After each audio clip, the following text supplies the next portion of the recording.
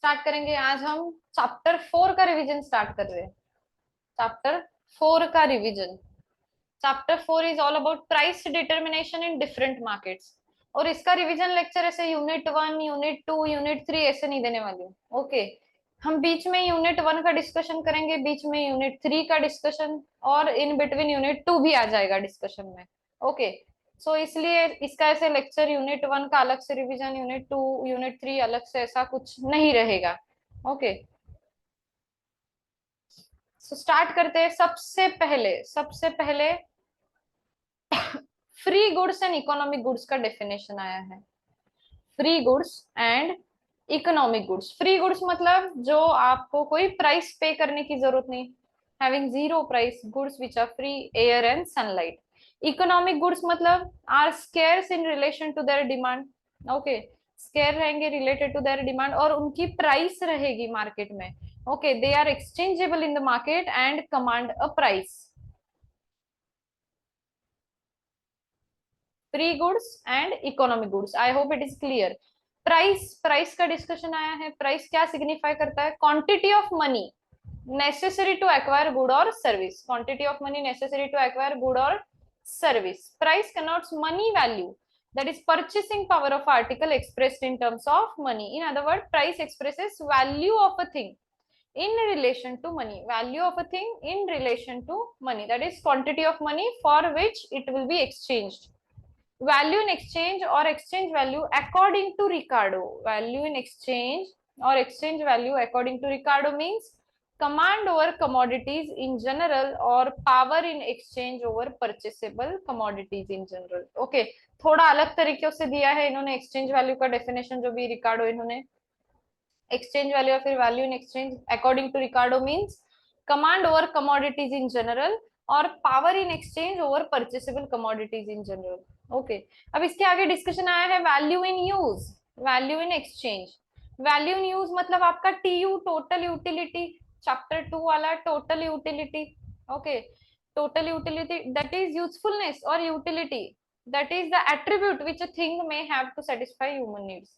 Value in exchange या फिर उसी को आप इकोनॉमिक वैल्यू बोल सकते हो, is the amount of goods and services which we may obtain in the market in exchange of a particular thing.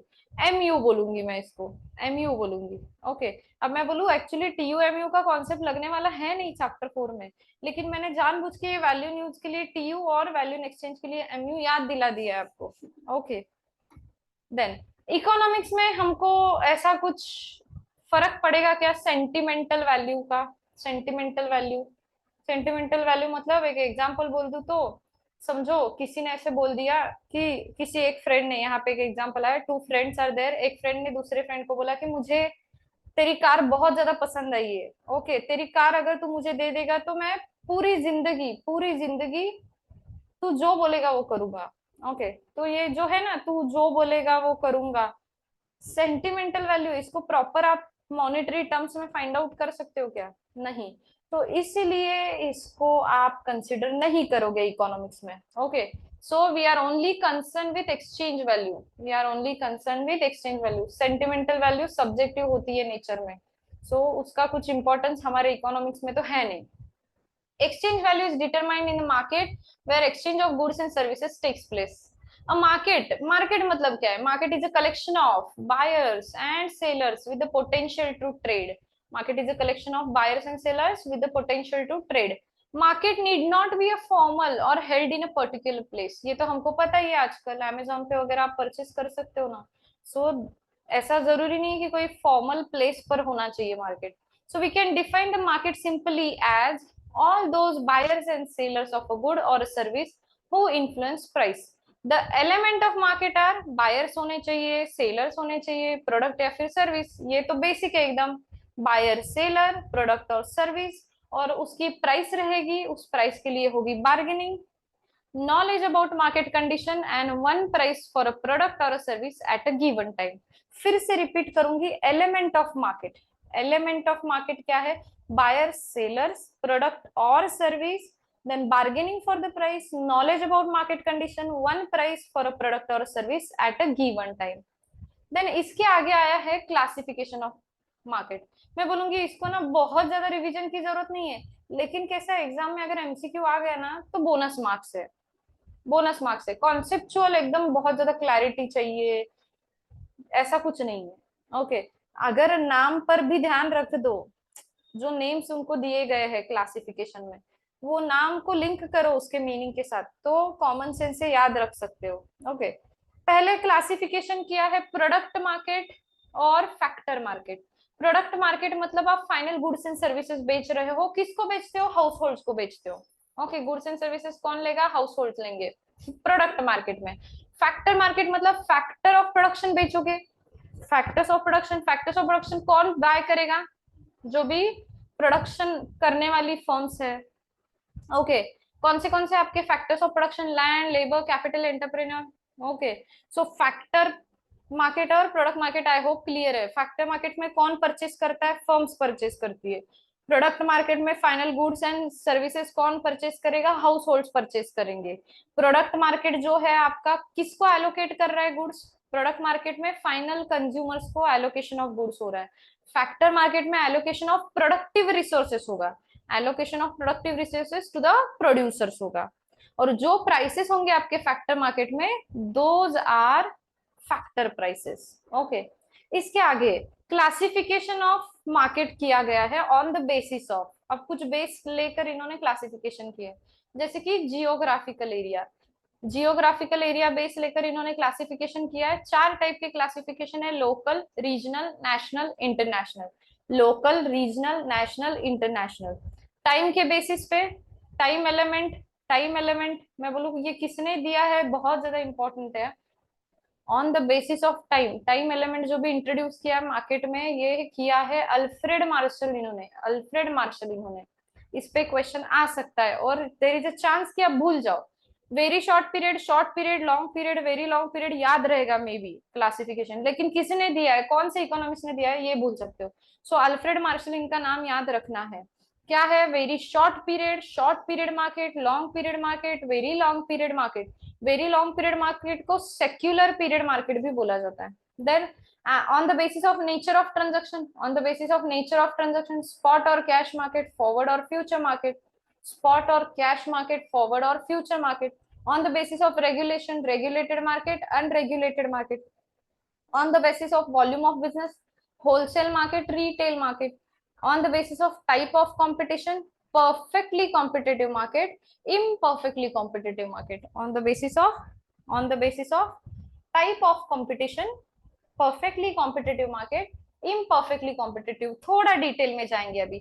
On the basis of geographical area जो था वो डिस्कस करेंगे, that is first one is local market. मतलब मैं बोलूंगी hair dresser की services, retailers की services, highly perishable goods, मतलब आपके उतने उतने पर्टिकुलर लोकेलिटी तक ही लिमिटेड है वो मार्केट।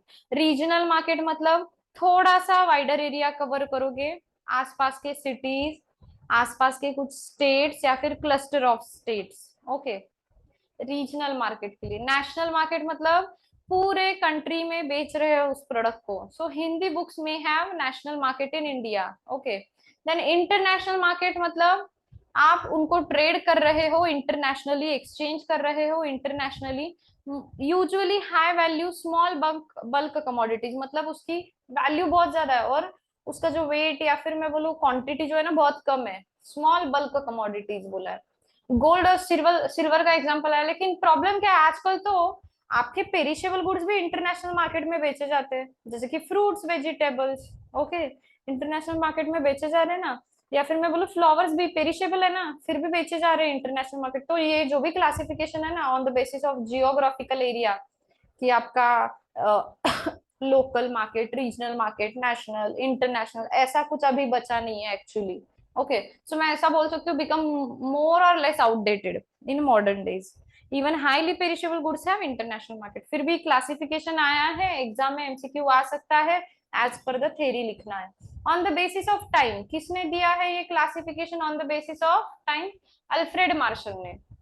वेरी शॉर्ट पीरियड मतलब जहां पे इसको और एक नाम है वेरी शॉर्ट पीरियड को मार्केट पीरियड। मार्केट पीरियड जहां पे ना सप्लाई फिक्स है, यू कैन नॉट इंक्रीज और decrease the same. Supply fix है, क्लियर, जब कभी क्वेश्चन आ जाए सप्लाई इज फिक्स्ड।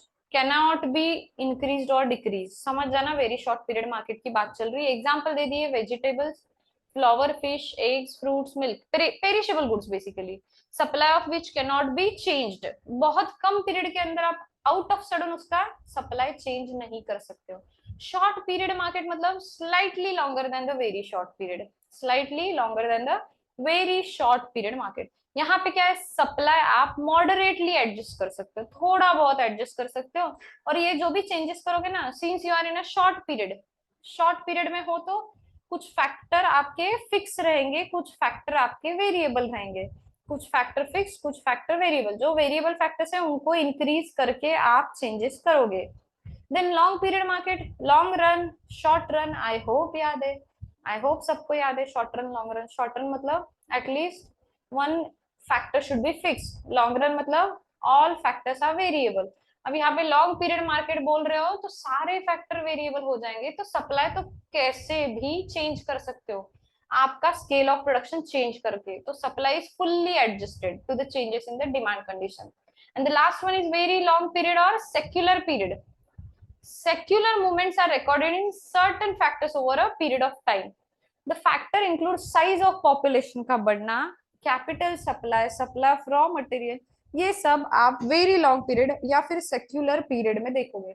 मैं बोलूंगी पहले तीन जो क्लासिफिकेशन थे ना, ये कि very short, short period, very short period, short period, long period, ये तीनों में ना सप्लाई का डिस्कशन आया। लेकिन ये जो सेक्युलर पीरियड है या फिर वेरी लॉन्ग पीरियड है ना, वहां पे सप्लाई का डिस्कशन नहीं है, ऑल टुगेदर अलग ही चीज है ये। जैसे कि पॉपुलेशन का साइज बढ़ जाना, ओके, सेक्युलर मूवमेंट होगा वो, इसलिए अलग से लिखा है।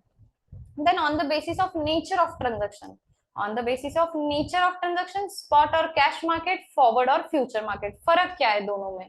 दोनों में फर्क क्या है, तो मैं बोलूँ स्पॉट और कैश मार्केट मतलब जो ना आप लोग अभी नॉर्मली करते हो, क्या करते हो, आपने समझो गए आप कॉलेज खत्म होने के बाद और कहीं पे चाय पी ली आपने या फिर कॉफी पी ली और तुरंत पैसे दे दिए उस कॉफी वाले को, ओके, तुरंत पैसे दे दिए, गुड्स एक्सचेंज किए और जो भी पैसे पेएबल थे तुरंत दे दिए। या फिर ऐसा भी हो सकता है, या फिर ऐसा भी हो सकता है वो कॉफी शॉप जो भी है ना, उसके साथ आपका कुछ ऐसे अकाउंट टाइप मेंटेन किया आपने, क्या करते हो आप मंथली एक साथ में लिखवा लेते हो और at the end of the month पे कर रहे हो जितना भी आपका बिल हुआ है। तो बेसिकली जो भी आपका गुड कंजम्पशन या फिर यूसेज हो रहा है, एक्सचेंज ऑफ गुड्स, कॉफी जो पी रहे हो आप, वो तो अभी हो रहा है ना, ओके। और जो भी पेएबल आ रहा है अमाउंट, आप with in short period of time या फिर इमीडिएटली कॉफी पीते ही आप पैसे देते हो, ओके। सो इसको बोला जाएगा स्पॉट और कैश मार्केट, स्पॉट और cash market, where goods are exchange for money payable either immediately और within a short span of time, okay. Example मैंने दे दिया आपको। और फॉरवर्ड और फ्यूचर मार्केट मतलब क्या है पता है, यहाँ पे ना ट्रांजेक्शन अभी हो ही नहीं रहा है। ट्रांजेक्शन कैसा हो रहा है, आप ना दो पार्टीज खड़े हो, एक दूसरे को बोल रहे हो कि ना हम क्या करेंगे, एक दूसरे को इतने इतने पीरियड के बाद एक किसी फ्यूचर डेट पर, किसी फ्यूचर डेट पर इतने इतने गुड्स डिलीवर करेंगे और इतना इतना प्राइस पे करेंगे। राइट नाउ आप ट्रांजेक्शन एग्जीक्यूट नहीं कर रहे हो, राइट नाउ आप सिर्फ कॉन्ट्रैक्ट कर रहे हो। क्या कॉन्ट्रैक्ट, की फ्यूचर में हम ऐसे ऐसे एक दूसरे को गुड्स देंगे और पैसे, okay. For example mister A ने कहा मिस्टर बी को कि मिस्टर ए आप क्या करो, 3000 kgs of sugar, 3000 kgs of sugar मुझे, आज समझो डेट है 30 अप्रैल, तो आप 30 अप्रैल को मत डिलीवर करो मुझे, आप क्या करो 30 जुलाई को चाहिए मुझे। कब चाहिए ये 3000 kg शुगर, 30 जुलाई, आज नहीं डिलीवर करना है, कब डिलीवर करना है, 30 जुलाई को डिलीवर करो। और उसके बदले में वॉट एवर उनका जो भी कॉन्ट्रैक्ट रहेगा कुछ अमाउंट बता देंगे वो, कि इतने इतने पैसे मैं आपको 30 जुलाई को पे करूंगा, मिस्टर बी बोलते हैं मिस्टर ए को। तो मुझे बोला अभी जो भी हुआ ना, पैसे गए इधर ना गुड्स गए इधर, दोनों भी नहीं हुआ है, बस क्या हुआ है, दोनों के बीच में कॉन्ट्रैक्ट हुआ है, ओके, दोनों के बीच में कॉन्ट्रैक्ट हुआ है। सो फॉरवर्ड और future market is transactions involve contract with a promise to pay, contract हुआ है with a promise to pay and deliver good at some future date, future date की बात चल रही है। Purchase of foreign currency contract जो भी होते हैं future rate from bank, okay, at future rate from bank. ज्यादा डिटेल में नहीं जाएंगे, फिर भी मैंने आपको पूरा एग्जांपल अच्छे से बताया। On the basis of regulation, regulated market, unregulated. Regulated मतलब मैं बोलूंगी स्टॉक एक्सचेंज, एग्जाम्पल के तौर पे, कि आपको क्या करना पड़ेगा, स्टैट्यूटरीली रेगुलेटेड है, वहां के ट्रांजैक्शन सारे फॉलो करने पड़ेंगे स्टॉक एक्सचेंज में, जो भी रूल्स एंड रेगुलेशन है सेबी ने लगाए हुए।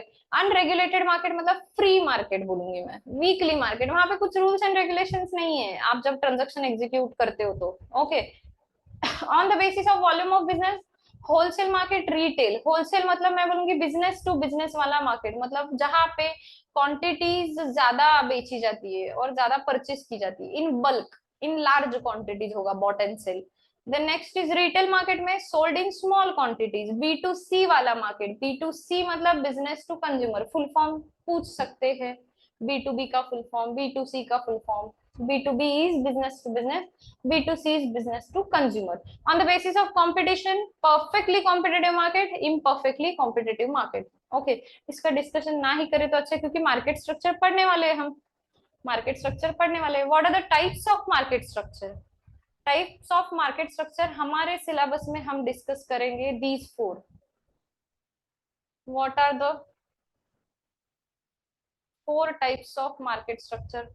परफेक्ट कंपटीशन, पहले नाम, perfect competition, monopolistic competition, monopoly, oligopoly, सारे आपको ऑलरेडी पता है, तो मैं क्विकली इसके फीचर्स डिस्कस करती जाऊंगी। ओके, परफेक्ट कंपटीशन में many sellers selling identical products to many buyers, many sellers, many buyers, identical product. Okay, monopolistic competition में many sellers, differentiated products, many buyers, buyers भी मेनी है, sellers भी many है, product बस differentiated, यहाँ पे identical था परफेक्ट कंपटीशन में। एग्जाम्पल आया हुआ है मोनोपोलिस्टिक कंपटीशन के लिए, shampoo manufacturers. Okay, then monopoly matlab single seller producing for many buyers, single seller is there. Okay, product is necessarily extremely differentiated, product is necessarily extremely differentiated since there are no competing sellers producing the product which are close substitute. For example, Indian Railways, okay, single seller hai na. Then oligopoly, few sellers, few sellers competing, selling competing products to many buyers, competing product. अब यहाँ पे problem क्या है, ये जो product है ma'am identical भी नहीं बोला है इन्होंने और डिफरेंशिएटेड भी नहीं बोला है, दोनों चलेगा, आइडेंटिकल भी हो सकता है, डिफरेंशिएटेड भी हो सकता है। ओके, ऑलिगोपोली के केस में एग्जाम्पल आया है टेलीकॉम इंडस्ट्री का। अब ना मैंने आपको दो क्वेश्चन नोट करवा के दिए थे जब मैंने रेगुलर क्लास लिया था आपका। ओके, क्या लिखवा के दिया था कि ऐसा कौन सा टाइप ऑफ मार्केट स्ट्रक्चर है, ऐसा कौन सा टाइप ऑफ मार्केट स्ट्रक्चर है जिसका फीचर है प्रोडक्ट डिफरेंशिएशन। ऐसा कौन से टाइप का मार्केट है जिसका फीचर है प्रोडक्ट डिफरेंशिएशन? ऐसा अगर क्वेश्चन आ जाए, answer should be monopolistic competition. आप बोलोगे मैम हमको तो ये पता है ऑलरेडी, अभी तो पढ़ा है ना हमने। दूसरा क्वेश्चन सुनना, तब कंफ्यूजन हो सकता है। ऐसा कौन सा टाइप ऑफ मार्केट स्ट्रक्चर है, ऐसा कौन सा टाइप ऑफ मार्केट स्ट्रक्चर है जहां पे प्रोडक्ट डिफरेंशिएशन एक्सट्रीम होता है, जहां पे प्रोडक्ट डिफरेंशिएशन जो है ना आपका, प्रोडक्ट डिफरेंशिएशन जो है ना एक्सट्रीम होगा। एक्सट्रीम कहाँ पे होगा पूछ लिया तो मोनोपोली बताना। क्या बोला मैंने आंसर? मोनोपोली बोला, यस। ऐसा कौन सा मार्केट स्ट्रक्चर जहां पे प्रोडक्ट डिफरेंशिएशन एक्सट्रीम होगा? मोनोपोली। किसका फीचर है पूछ लिया तो मोनोपोलिस्टिक कंपटीशन का फीचर है। Okay, now will go to the features, एक एक करके सबके फीचर्स डिस्कस करेंगे और फिर उसके बाद हम टेबल में आएंगे। मैं बोलूंगी डायरेक्टली आना है आपके यूनिट 3 में। ओके, जैसे मैंने बोला कि मैं अभी मतलब कोई भी यूनिट में जंप करने वाली हूँ, इसलिए कंबाइंड रहेगा ये जो रिवीजन लेक्चर है, ऐसे यूनिट 1 यूनिट 2 यूनिट 3 वाइज नहीं रहेगा। सबसे पहले हम डिस्कस करेंगे फीचर्स, आज थेरोटिकली डिस्कस करेंगे हम, कर्व वगैरह डिस्कस नहीं करेंगे। परफेक्ट कंपटीशन के feature, perfect competition, large number of buyers and sellers. Large number of buyers and sellers मतलब कोई अकेला सेलर या फिर अकेला बायर, उसका शेयर जो रहेगा ना इतने बड़े मार्केट में कुछ भी नहीं है। ओके, निग्लिजिबल रहेगा शेयर इंडिविजुअल बायर या फिर सेलर का। Product supplied by all the firms are identical और होमोजीनियस, परफेक्ट सब्सटीट्यूट रहेंगे एक दूसरे के, एग्जैक्टली सेम प्रोडक्ट बेच रहे हो सब लोग। Free to enter the market and to free entry exit बोलूंगी, फ्री एंट्री एग्जिट क्या क्या बोला, large number of buyers and sellers, identical और homogeneous product, free entry exit. अगर सिर्फ थ्री कंडीशंस ये फॉलो हो गए, three conditions alone are fulfilled, उसको बोलोगे प्योर कंपटीशन। सी ये प्योर कंपटीशन का आगे डिस्कशन आया नहीं है, लेकिन एमसीक्यू पूछा जाता है कि कौन से कंडीशंस फुलफिल होने चाहिए प्योर कंपटीशन के लिए, तो ओनली थ्री है। परफेक्ट कंपटीशन के ये थ्री कंडीशंस अगर दिख गए तो समझ जाना प्योर कंपटीशन। आगे के जो भी है फीचर्स या फिर कैरेक्टरिस्टिक्स वो अलग से प्योर कंपटीशन का पार्ट नहीं रहेंगे। तो प्योर कंपटीशन बोलने के लिए कौन से थ्री फीचर्स आते हैं, large number of buyers and sellers, identical और homogeneous product, free entry exit, pure competition, pure competition. More conditions are attached to the perfect competition. तो नेक्स्ट कंडीशन क्या है, perfect knowledge about the market condition on the part of the buyer and the seller, दोनों को complete knowledge है market condition के बारे में। Okay कोई भी इग्नोरेंट नहीं है, दोनों को परफेक्ट नॉलेज है अबाउट द मार्केट कंडीशंस। और नेक्स्ट क्या बोला है, very low transaction cost. Transaction cost मतलब क्या है, इनको ना एक दूसरे को ढूंढने के लिए और वो ट्रांजैक्शन एग्जीक्यूट करने के लिए अलग से कुछ कॉस्ट इनकर करना नहीं पड़ रहा है। No, the buyer and the seller do not have to spend much time and money finding each other and entering into the transactions. Then under perfect competition सारे जो आपके फर्म्स है, सारे फर्म्स, सारे प्रोड्यूसर्स इंडिविजुअली प्राइस टेकर्स रहेंगे, price takers, जो मिली है price वही एक्सेप्ट करके चलनी पड़ेगी। और ये जो प्राइस जो सेट होगी, कैसे होगी सेट परफेक्ट कंपटीशन में, firms have to accept the price determined by the market forces, market forces से सेट होगी। Market forces of demand and supply को मैं ऐसे बोल सकती हूँ कि आप प्राइस मैकेनिज्म से सेट होगी या फिर मार्केट मैकेनिज्म, प्राइसेस जो सेट होंगे ये प्राइस मैकेनिज्म या फिर मार्केट मैकेनिज्म से सेट हो रही है। ओके और जो प्राइस सेट हुई वही एक्सेप्ट करनी पड़ेगी सारे फर्म्स को। कुछ एग्जांपल्स दिए परफेक्ट कंपटीशन में, जबकि मिथ माना जाता है perfect competition, agricultural products, financial instruments, precious metals. Okay these are the examples of perfect competition. Again I am not going to discuss curves or any other stuff in this lecture. पहले theory complete करेंगे, theory complete करने के बाद उस पे जाएंगे हम लोग। Now directly come to features of monopoly. Features of monopoly, monopoly मतलब क्या है, alone to sell, single seller बोलूंगी मैं। और जो सिंगल सेलर है ना, ऐसे प्रोडक्ट का है जिसका कोई क्लोज सब्सटीट्यूट नहीं, जिसका कोई क्लोज सब्सटीट्यूट नहीं है, मतलब एक्सट्रीम प्रोडक्ट डिफरेंशिएशन, इतना अलग है ना आपका प्रोडक्ट, किसी के पास है ही नहीं बेचने के लिए वैसा product. In public utility such as transport, water, electricity, we generally find monopoly form of market. और किसका मोनोपोली है, हमारे तो कंट्री में गवर्नमेंट का है। ओके गवर्नमेंट का है, प्राइवेट प्लेयर को दिया नहीं है। फीचर्स ऑफ मोनोपोली मार्केट क्या है, सिंगल सेलर रहेगा। ओके अब सिंगल सेलर है तो हमको ये दो कॉन्सेप्ट पता है, क्या कॉन्सेप्ट है, फर्म और इंडस्ट्री। मुझे बोलो इन केस ऑफ मोनोपोली एक ही फर्म होता है ना, और उसी एक इकलौती फर्म वही रहेगी ना इंडस्ट्री में, तो मैं बोलूँ फर्म और इंडस्ट्री दो अलग चीजें है क्या, there will be no distinction between the firm and industry, क्योंकि एक ही फर्म है पूरे इंडस्ट्री में, फर्म इंडस्ट्री एक ही चीज हो जाएगी। This single firm constitutes the industry and as such there is no distinction between the firm and the industry in case of monopoly। Single seller है, बैरियर्स टू एंट्री, कोई भी enter करके production करेगा नहीं चलेगा। No close substitutes, no close substitute मतलब किसी के पास है ही नहीं आपके जैसा प्रोडक्ट, कोई बेच ही नहीं रहा है। ओके अब यहाँ पे ना क्रॉस इलास्टिसिटी और प्राइस इलास्टिसिटी का कुछ आया है रेफरेंस। क्रॉस इलास्टिसिटी कैसी रहेगी, मोनोपोली वाला प्रोडक्ट है, क्रॉस इलास्टिसिटी का पहले तो आपको डेफिनेशन याद है क्या, percentage change in quantity demanded of product A upon percentage change in price of product B. Okay अब यहाँ पे ना आपका मेन गुड क्या रहेगा, वो मोनोपोली वाला प्रोडक्ट जो भी है। ओके अब मैं बोलूँ किसी दूसरे प्रोडक्ट का प्राइस चेंज होने के वजह से, किसी दूसरे प्रोडक्ट का प्राइस चेंज होने की वजह से इसका क्वांटिटी चेंज होगा क्या, मोनोपोली वाले का फर्क ही नहीं पड़ेगा उसको। ओके फर्क ही नहीं पड़ेगा। तो मैं बोलूँ 0% change in the quantity demanded होगा, यहाँ पे कुछ 20% रहने दो, कुछ भी रहने दो, तो आंसर 0 ही आना है। या फिर मैं बोलूँ चेंज आए तो भी बहुत स्लाइट रहेगा, तो इन्होंने क्या लिखा है, cross elasticity of demand for the monopolist product is 0 और वेरी स्मॉल, 0 या फिर वेरी स्मॉल रहेगा।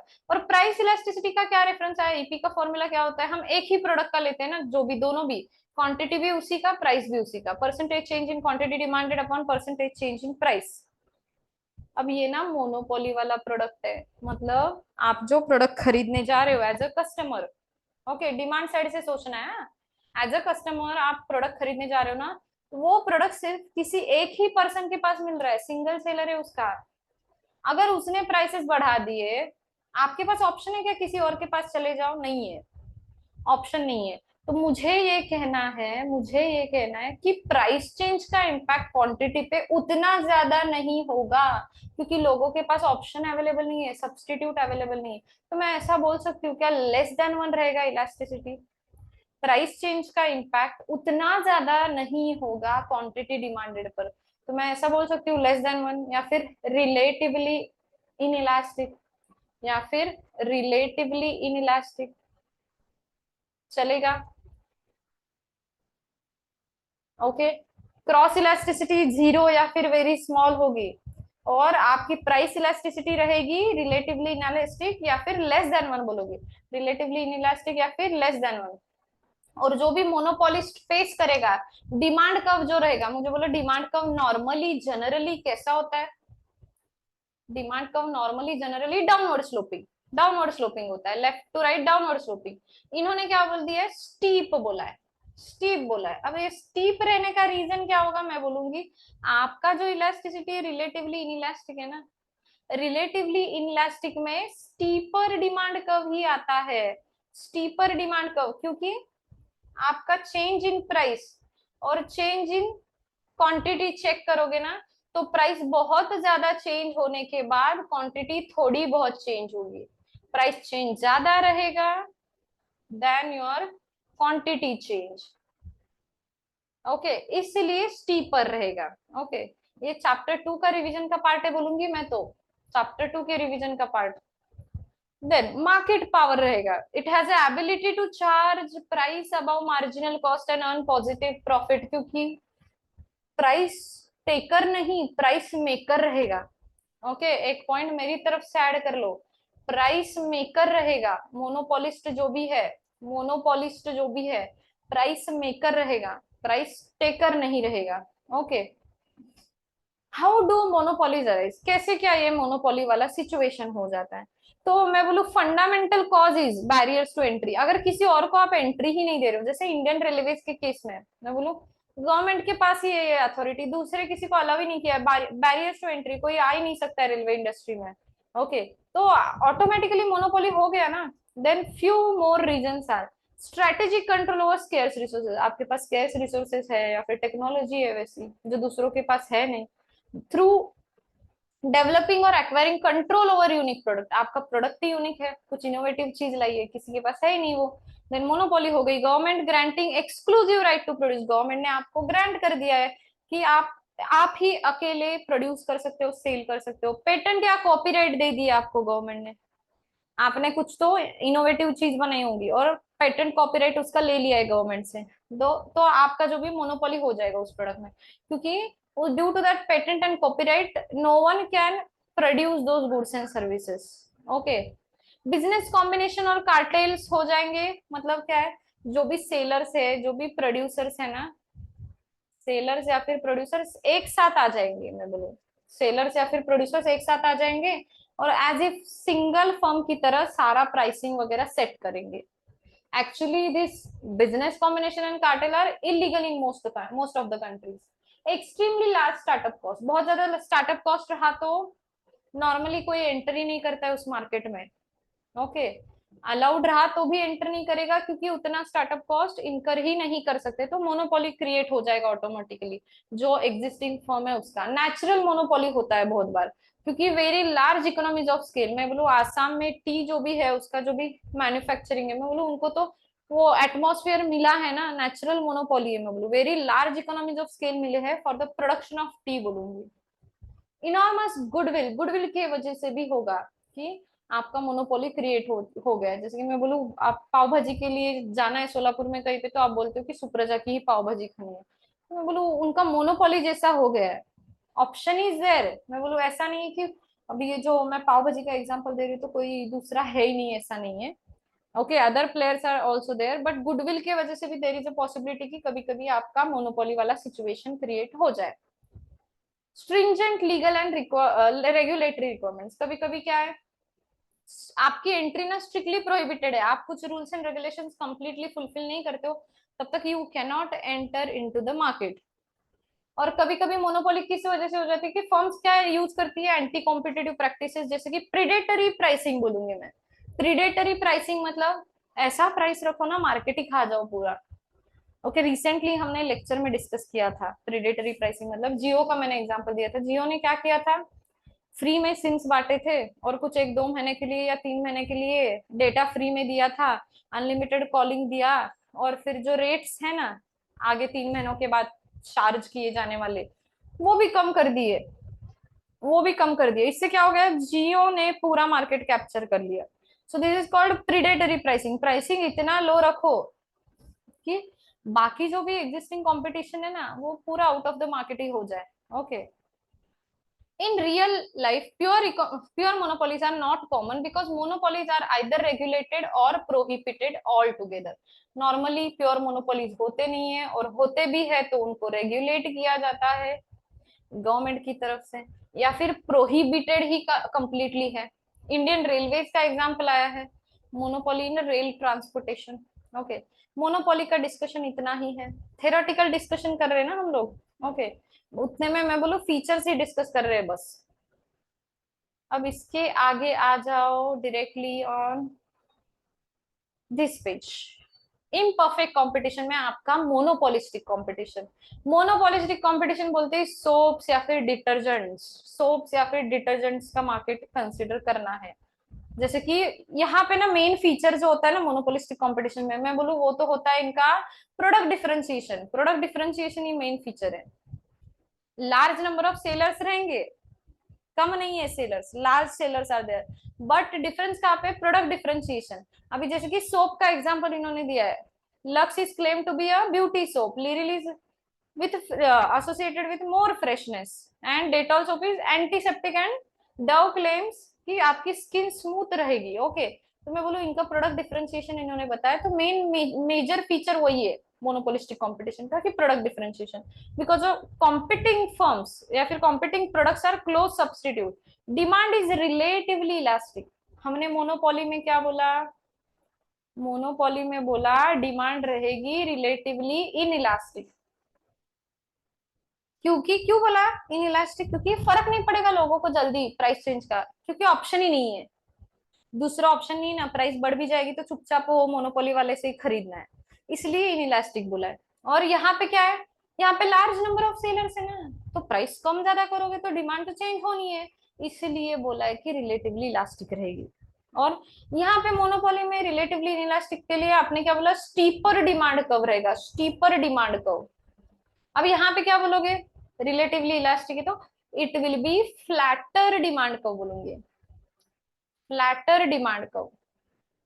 ओके, और क्या चीज डिस्कस की है इन्होंने यहाँ पे, but not perfectly elastic as in perfect competition. मतलब यहाँ पे बोला इन्होंने कि परफेक्ट कंपटीशन में परफेक्टली इलास्टिक होती है, परफेक्ट कंपटीशन में परफेक्टली इलास्टिक होती है। अब कैसे होगा, परफेक्ट कंपटीशन में परफेक्टली इलास्टिक, यहाँ पे क्वांटिटी डिमांडेड लिखते हो, यहाँ पे प्राइस। परफेक्टली इलास्टिक मतलब क्या है, परफेक्टली इलास्टिक मतलब प्राइस स्लाइटली भी चेंज करोगे, प्राइस स्लाइटली भी चेंज करोगे, जो 0% बेसिकली 0% भी चेंज करोगे तो क्वांटिटी कुछ भी हो सकती है, क्वांटिटी कुछ भी हो सकती है, इसको बोला जाता है परफेक्टली इलास्टिक। वही है ना, क्योंकि डिमांड सप्लाई फोर्सेस से जो प्राइस सेट हो रहा है in case of perfect competition वही एक्सेप्ट करना पड़ेगा। आप उसके ऊपर के प्राइस पे बेचोगे तो आपसे कोई खरीदेगा नहीं, क्योंकि perfect knowledge about the market condition है सेलर बायर दोनों को। आप उससे कम में बेचोगे तो आपको परवड़ेगा नहीं, परफेक्ट कंपटीशन में ऑलरेडी प्राइसेस ऐसे सेट हुए हैं ना जो बहुत कम है, उसके नीचे जाओगे तो आपको परवड़ेगा नहीं, तो आप सेल ही नहीं कर पाओगे। डिमांड भले ही क्रिएट हो जाए लेकिन सेल नहीं कर पाओगे, आपके लिए बेनिफिशियल नहीं रहेगा, आपके लिए प्रॉफिटेबल ही नहीं रहेगा, मे बी कॉस्ट के भी नीचे बेचना पड़े प्राइस कम करना है। सो आप स्टैग्नेंट रहोगे उसी प्राइस पर, और उसी प्राइस पर आपकी क्वांटिटी कुछ भी हो सकती है, कम ज्यादा वॉट एवर। ओके, हम डिस्कस कर रहे थे मोनोपोलिस्टिक कंपटीशन के फीचर, वापस से लेके आ रही हूँ यहाँ पे अभी। Large number of sellers are there, product differentiation is there, freedom of entry and exit.